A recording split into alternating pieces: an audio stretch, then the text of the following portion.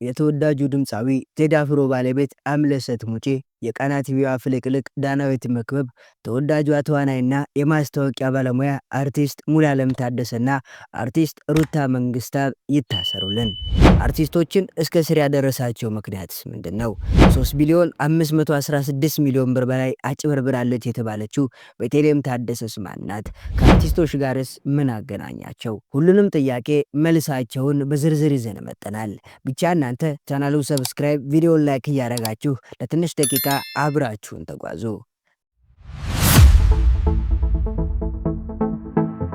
ከሰሞኑ የታዋቂው ድምፃዊ ቴዲ አፍሮ ባለቤት አምለሰት ሙጬ፣ የቃናዋ ተወዳጅ ፕሮግራም መሪ ዳናዊት መክብብ፣ አርቲስት ሙሉዓለም ታደሰና አርቲስት ሩታ መንግስታብ ይታሰሩልን የሚሉ ሰዎች እየበረከቱ ነው። ታዲያ አርቲስቶችን ጉድ ያደረገችው ከ6000 በላይ ወጣቶችን 3 ቢሊዮን 516 ሚሊዮን ብር ያጭበረበረችው ቤተልሔም ታደሰ በቁጥጥር ስር ውላለች። ታዲያ ህዝቡም እሷ ብቻ ሳትሆን አርቲስቶችም መታሰር አለባቸው እያሉ ይገኛሉ። ጉዳዩ እንዲህ ነው። በዱቤ ወደ ውጭ ሀገር እንልካለን በሚል በተለያዩ ታዋቂ ሰዎች፣ አርቲስቶችና ቲክታከሮች ማስታወቂያ ተታለናል። በኢትዮጵያ በርካታ ተቋማት ህጋዊ ፍቃድ ወስደው ወደ ተለያዩ ሀገራት የስራ ስምሪት ላይ እየሰሩ ይገኛሉ። በዚሁ ልክ ግን ዜጎችን ወደ ውጭ እንልካለን በሚል ስም ገንዘብ ሰብስበው አድራሻ የሚቀይሩ እንዳሉ በተደጋጋሚ የሚሰማ ጉዳይ ነው። ከቅርብ ጊዜ ወዲህ ደግሞ ወደ ውጭ ሀገር እንልካለን በሚሉ ተቋማት ተጭበርብረናል የሚሉ ሰዎች በማህበራዊ ሚዲያ አማራጮች ቅሬታቸውን እያሰሙ ይገኛሉ። ወጣት ተመስገን ሰለሞን ከነዚህ ሰዎች መካከል አንዱ ሲሆን አይኤም አልትራ ኮንሰልታንሲ በተባለ ድርጅት ደርሶብኛል ስላለው በደል ለኤቢሲ ዶክመንታሪ በዝርዝር ተናግሯል።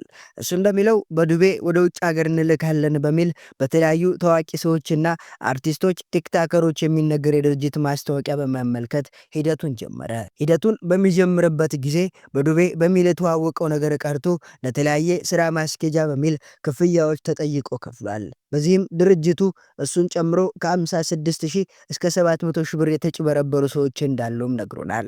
የድርጅቱ ባለቤት ቤተልሔም ታደሰ እንደምትባልና ጉዳያችሁን አስጨርስላችኋለሁ በኔ ጣሉት በማለት በተደጋጋሚ የኤምባሲና ተያያዥ ክፍያዎችን እንዳስከፈለቻቸው፣ እሱም መተዳደሪያ የነበረችውን ባጃጅ ሽጦና የቤተሰቡን መሬት አስይዞ በመበደር የተጠየቀውን ቀሪ ክፍያ መፈጸሙን ይናገራል። ልክ እንደ ወጣት ተመስገን ሁሉ ሌላም አንድ ተበዳይ እንዲህ ይላል። ከ6000 በላይ የምንሆን ግለሰቦች የፌዴራል መንግስት መቀመጫና የዓለም ዲፕሎማሲ መናኸሪያ በሆነችው በአዲስ አበባ ኤኤም አልትራ ኤዱኬሽናል ኮንሰልታንሲ ኃላፊነት የተወሰነ የግል ማህበርና ሌሎች የዚሁ ተባባሪ በሆኑ እህት ድርጅቶች ገንዘባችንን ተበላን። ኤም አልትራ ኤዱኬሽን ኮንሰልታንሲ የተባለ ድርጅት ቤተልሔም ታደሰ የማን በተባለች ግለሰብ የሚተዳደርና የድርጅቱ ባለቤት ስትሆን ከሌሎች ተባባሪ ግለሰቦች ጋር በመሆን በትንሽ ፐርሰንት ቅድመ ክፍያና ቀሪውን ክፍያ ደግሞ በምንልካችሁ ሀገር ሂዳችሁ እየሰራችሁ ትከፍላላችሁ የሚል ማጭበርበሪያ በመንግስት ህጋዊ ሰውነት በተሰጣቸው ቴሌቪዥንና በተለያዩ ፕላትፎርም በታዋቂ ግለሰቦችና አርቲስቶች ማስታወቂያ በማስነገርና የድርጅቱን ህጋዊ የንግድ ፍቃድ በማሳየት ያለችንን ጥሪት ረፈችን ህጋዊ በማስመሰል ወደ ውጭ ሀገር በዱቤ እንልካችኋለን በማለት ማስታወቂያ የተሰራባቸው ሀገራት የሚከተሉት ናቸው። አንደኛ ካናዳ፣ ሁለተኛ ሮማንያ፣ ሶስተኛ ጀርመን፣ አራተኛ ፖላንድ፣ አምስተኛ ሩሲያ፣ ቤላሩስም ትገኛለች በስድስተኝነት። ለዚህ አጭበርባሪ ድርጅት የማስታወቂያ ስራ የሰሩ አርቲስቶች ከዚህ በታች ስማቸው የተዘረዘሩ ሲሆኑ አንደኛ አርቲስት ሩታ መንግስታብ፣ ሁለተኛ አርቲስት ዳናዊት መክበብ፣ ሶስተኛ አርቲስት ሙሉዓለም ታደሰ፣ አራተኛ አርቲስት አምለሰት ሙጬና ሌሎችም ታዋቂ ግለሰቦች ይገኙበታል።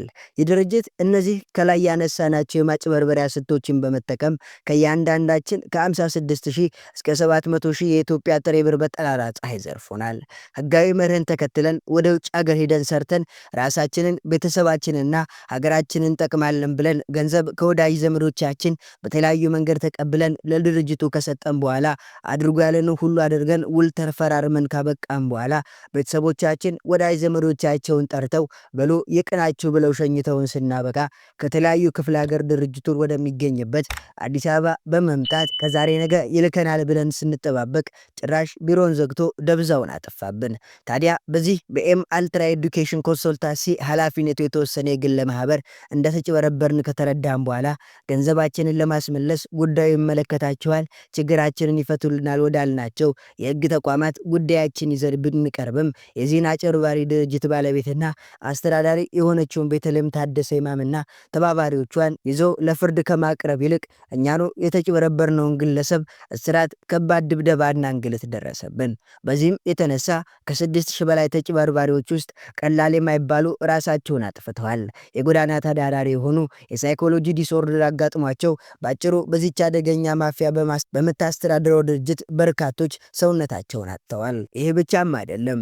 የዚህ ድርጅት መስራችና ባለቤት የሆነችው ቤተልሔም ታደሰ የተባለችው ግለሰብ በግል ስልኳ ወደኛ በቀጥታ በመደወል እኔን በህጋዊ ሆነ በየትኛውም መንገድ ለመወንጀል ብታስቡ ምናልባት እስከ ዛሬ ድረስ በህይወታችሁ አይታችሁት የማታውቁት ዋጋ ትከፍላላችሁ። እኔ ከሁሉም የመንግስት መስሪያ ቤቶች ጋር ጥብቅ ቁርኝነት አለኝና ሌሎችም ዛቻዎችን ስትሰነዝርብን ቆይታለች። ከግለሰቧ እንቅስቃሴ ተነስተን እሷ እንደምትለው ከመንግስት መስሪያ ቤቶች ጋር አብራ እየሰራች ነው ብለን እንድናምን ተቀደናል። ስለሆነም ይህ ድርጅት በሀገር ላይ የሚያደርሰውን ሁለንተናዊ ውድቀት ተረድታችሁ ጉዳዩ የእኛን ይመለከተናል የምትሉ ሁሉ እንባችንን ታብሱልን ዘንድ ጥሪያችንን እናስተላልፋለን ሲል ይናገራል። ታዲያ ሌሎቻችሁም ከዚህ ተምራችሁ ወደ ተለያዩ ውጭ ሀገራት ስራ ነው በሚል ፕሮሰስ እያደረጋችሁ ያላችሁ ወጣቶችም የትም ሀገር ይሁን የምትሄዱበት ስራ ምን እንደሆነና ደህንነታችሁን አስተማማኝ መሆኑን አረጋግጡ። ለስራ ውጭ እንልካችኋለን የሚሉ ደላሎችም ሆነ ኤጀንሲዎች ስራው ምንድነው? በትክክል ድርጅቱ ያለበት ሀገር የት ነው? የድርጅቱ ህጋዊነት የሚያሳይ ማስረጃ ያሳዩን፣ ባለበት ሀገር ህጋዊ ስርዓት የተመዘገበበት ፋይል አሳዩን ብላችሁ ጠይቋቸው። ከዚህ ውጪ በተድበስበስ ሁኔታ ጠቀም ያለ ገንዘብ ነው የምታገኙት በሚል ብቻ መረጃ በማስረጃ በሌለበት ሁኔታ የሚደረግ የውጭ ሂደት ብታቋርጡት መልካም ነው። አንዳንድ ስለ ገንዘብ እንጂ ፍጹም ስለ ሰው ህይወት የማያሳስባቸው ደላሎችና ኤጀንሲዎች በርካታ ወጣቶችን እያታለሉ መጀመሪያ ወዳሉት ሳይሆን ወሌላ ምንም ደህንነቱ ወዳልተረጋገጠ ሀገር እየላኩ ሰዎችን በማጭበርበር ላይ ወደ ተሰማሩ ድርጅቶች እያስገቧቸው ነው። በእነዚህም ድርጅቶች ውስጥ በሚቆዩበት ወቅት በርካታ ኢሰብአዊ ድርጊቶች ይፈጸምባቸዋል። የወጣትነት ጊዜያችሁ ሳያልፍ ህይወታችሁን ለማሻሻል ብላችሁ እጅግ ተቸግራችሁ ቤተሰብ አስቸግራችሁ ብዙ ብር ከፍላችሁ ወደ ውጭ ሀገር የምትሄዱ ልጆች ስለምትሄዱበት ሀገርና ስራ በደንብ አጣሩ፣ አንብቡ። ዘመኑ የቴክኖሎጂ ነውና በስልካችሁ ላይ ገብታችሁ የምትሄዱበት ሀገር ስላለው ደህንነት፣ ስላለው የስራ ሁኔታ እናንተም ትሰሩታላችሁ ስለሚባለው ስራ ደህንነት በደንብ አረጋግጡ።